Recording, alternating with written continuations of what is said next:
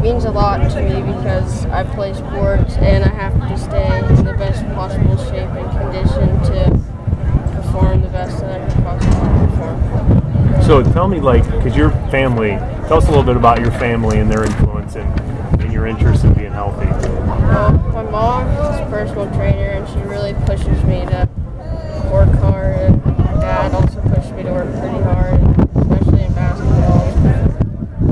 This is going to sound sort of fundamental, but something I actually learned from the very first Warrior Combine is how to warm up.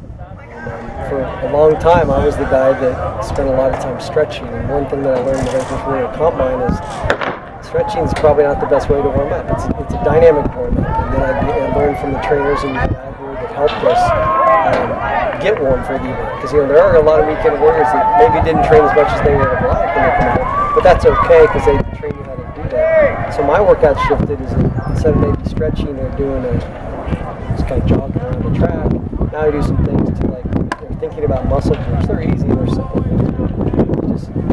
And I can feel the difference in my body and feel both in recovery and sort of development, muscle groups and things like that.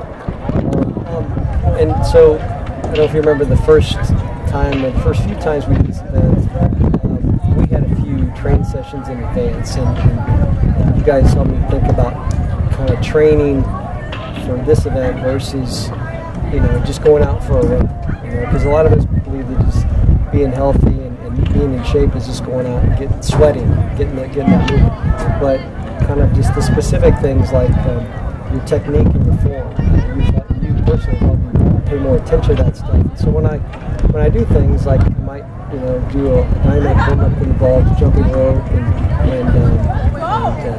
some of those sort of agility drills that you did in football practice long ago. And then doing some sprints. So instead of worrying about getting really sweaty and doing it for 20 minutes, I go do 8 sprints, 2 of them at maybe 50%, sweating, build up from there, and work on the start, work on the technique that helps you to do well in these fast twitch sprints as opposed to just I gotta sweat until I can't breathe anymore, like sometimes you do, and just training for just general fitness.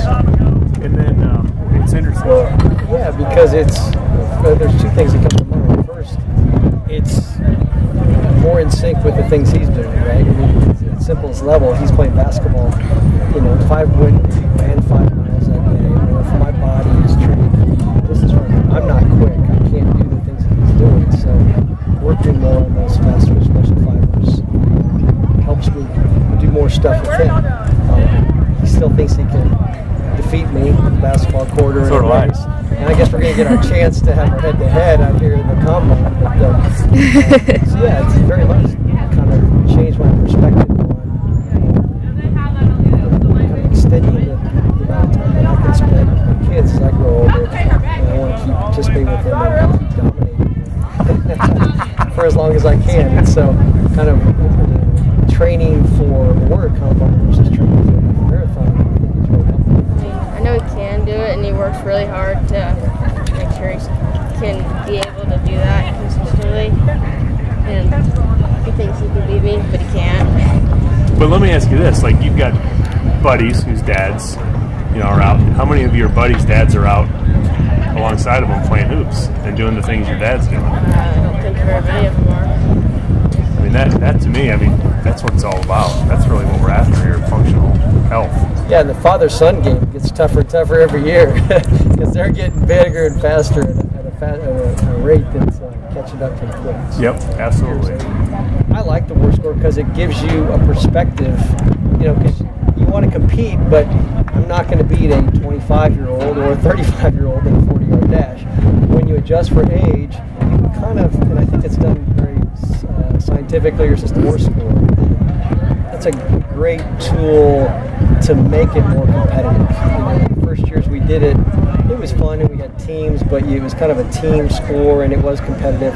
But now that you've kind of age adjusted the scores, it does give you something to aim for. I mean, all of us, deep down, we're all coy. We try to hide that competitiveness in it, but deep down, that's what pushes a lot of us, right? That's nice to have. I'd still do it. I don't mind finishing last, because I still enjoy doing it. And frankly, it's the journey. but you got to have that goal or destination, which is the combine. And it's really motivate you kind of I can better than that next year. Well, that's what I was going to ask, because now that you've posted your first official score last year, and I'll add that it was the highest of all of our participants, but how's it changed? Like, give me your mentality going into this year with that score, knowing you've got a benchmark now. Oh, there's a target on my back. I've never been here. I've always been the underdog. I've never done an interview. Yeah, I mean, it was weird because I smiled for a minute, but I was kind of humbled, and there's a lot of good athletes. And again, you know, when you sit out here, you're sitting in the stands, you know, up here you can't tell who's 50 and who's 30, right? Or, you know, you don't necessarily notice that difference. So, yeah, there's I guess a tinge of pride in there, and probably a little bit of a raising of the bar. So why? I got to train a